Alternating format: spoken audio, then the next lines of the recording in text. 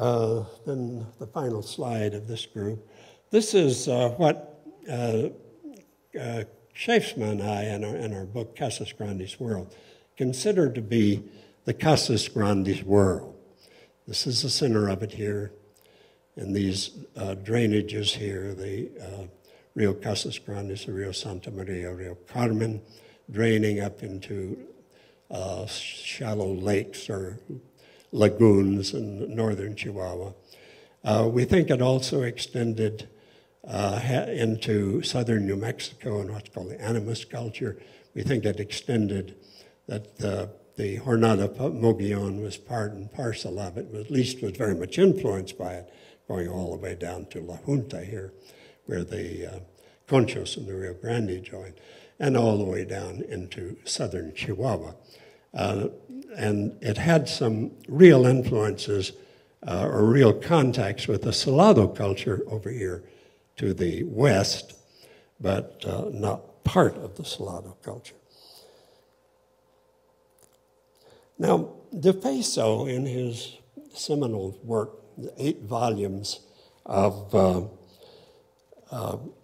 work, which was published in 1974, believed that this medio period, as he called it, this middle period, represented a merchant elite who took over the region looking for raw materials and began to spread their influence in increasing waves out from their center in Casas Grandes.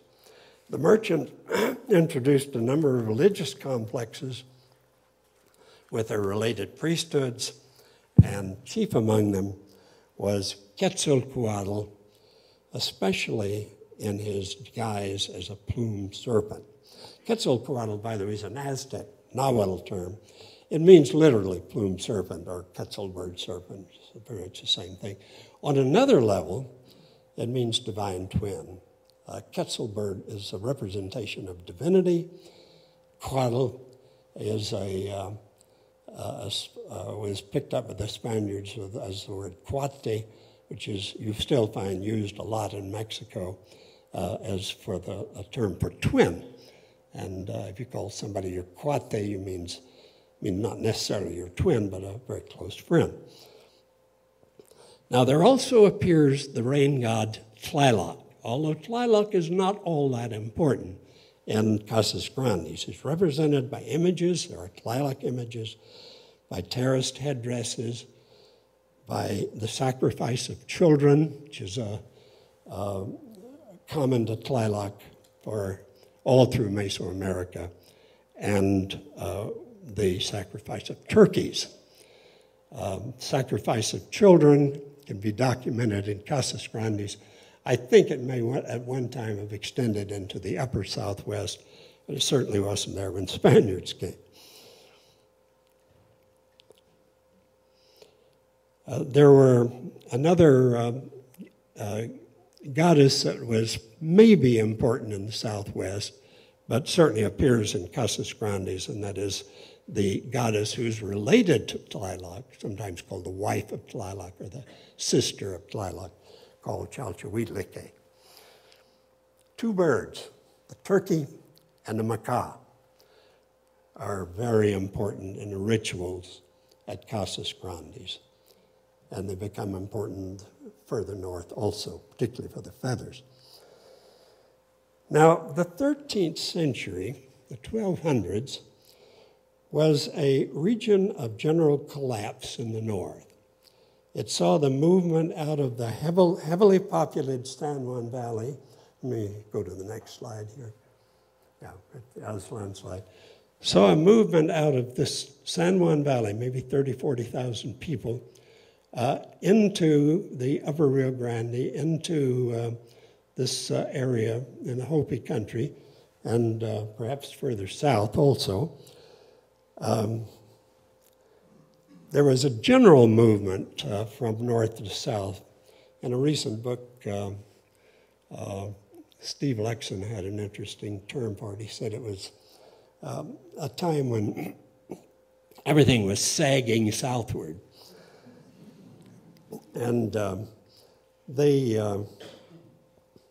you get large Mogollon sites like Grasshopper and Point of Pines that now show a lot of northern influence. And people whose pottery and house construction also link them to the north, the Salado, that we still argue about where they were. Salado moved into a part of the old Hohokam area in this region here, particularly in the Tonto Basin and the lower Salt Gila area here. And on up the Gila some. Then about AD 1300, about 100 years after the quickening at Casas Grandes, some of the elements already a century old at Casas Grandes, religious ideas, ways of governance, art forms, spread to the upper southwest.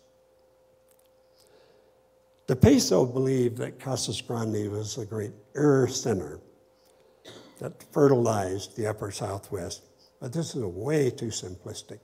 Casas Grandes was certainly involved, but I think a lot of other things were involved as well.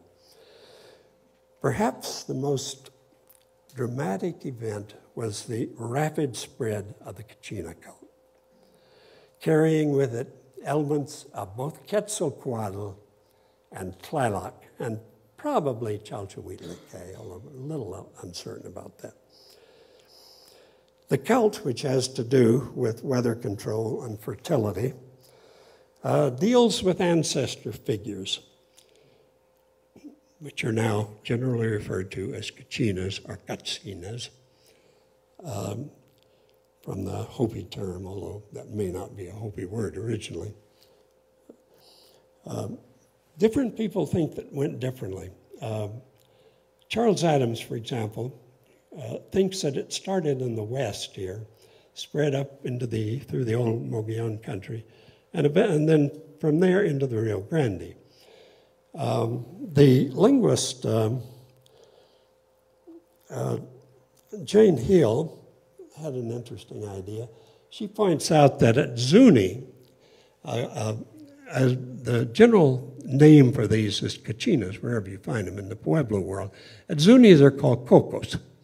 And she says that coco